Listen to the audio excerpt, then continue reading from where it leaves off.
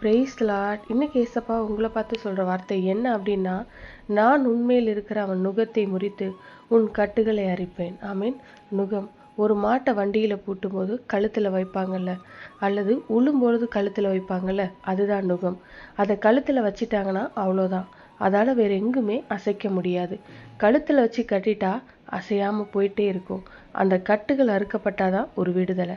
நம்ம வாழ்க்கையிலும் கூட பொல்லாத சாத்தான் பலவிதமான நுகத்தடிகளை வைக்கிறான். பாவம், பயம், கடன் பிரச்சனை, பலவீனம், பல போராட்டம் என்கிற நுகத்தடியை வச்சு நாம அவனுடைய அடிமைத்தனத்துல இருக்கும்படியா நம்மளை வேதனைப்படுத்தி கொண்டே இருக்கிறான். உங்க வாழ்க்கையில இது வரைக்கும் ஏதோ ஒரு நுகத்தடியை சுமந்து சுமந்து இளைத்து போன நிலைமையில, சோர்ந்து போன நிலைமையில இருக்கீங்களா? ஆண்டவர் சொல்றாரு, உங்க மேல வைத்திருக்கிற சாத்தனுடைய நுகத்தடியை நான் முறிப்பேன், உனக்கு ஒரு விடுதலையை கட்டளையிடுவேன்னு ஆண்டவர் வாக்கு கொடுக்கிறார். உங்களுக்கு என்ன பிரச்சனை? ரொம்ப வேதனைப்படுத்துகிற காரியம்தான் என்ன? கடன் பிரச்சனையா? வியாதின்ற பிரச்சனையா? பிஸ்னஸ், வேலையில் போராட்டமா? ஏதோ ஒரு நுகத்தடி உங்களை ரொம்ப ஒடுக்கி வைத்திருக்கிறதா? இயேசு சொல்கிறாரு, உன் நுகத்தடியை நான் முறிப்பேன், கட்டுகளை அறுப்பேன், உனக்கு ஒரு விடுதலை தருவேன்னு ஆண்டவர் சொல்கிறாரு. அதுக்கு தான் சிலுவையில் தன்னையே பலியாக கொடுத்தார்.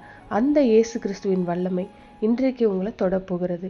சாத்தானுடைய நுகம் முறியடிக்கப்பட போகுது. பெரிய விடுதலையை நீங்கள் காண போறீங்க. விசுவாசிக்கிறீங்களா? நீங்கள் விசுவாசித்தீங்கன்னா ஆண்டவர் உங்கள் விசுவாசத்தின்படியே கிரியை செய்வார். விசுவாசத்தோடு ஜெபிக்கலாமா? எங்கள் நல்ல தகப்பனே, அப்பா, இந்த வாக்குத்தத்தத்திற்காய் ஸ்தோத்திரம். இயேசு கிறிஸ்துவின் நாமத்தினால் சாத்தானுடைய கிரியைகள், நுகத்தடிகள் முறிக்கப்பட்டு போகட்டும், கட்டுகள் அறுக்கப்பட்டு போவதாக. இன்றைக்கு ஒரு விடுதலை, சந்தோஷம் இன்று முதல் உம்முடைய பிள்ளைகளுக்கு உண்டாகட்டும்பா. இயேசு கிறிஸ்துவின் நாமத்தில் ஜெபிக்கிறோம் பிதாவே. ஆமீன். God bless you.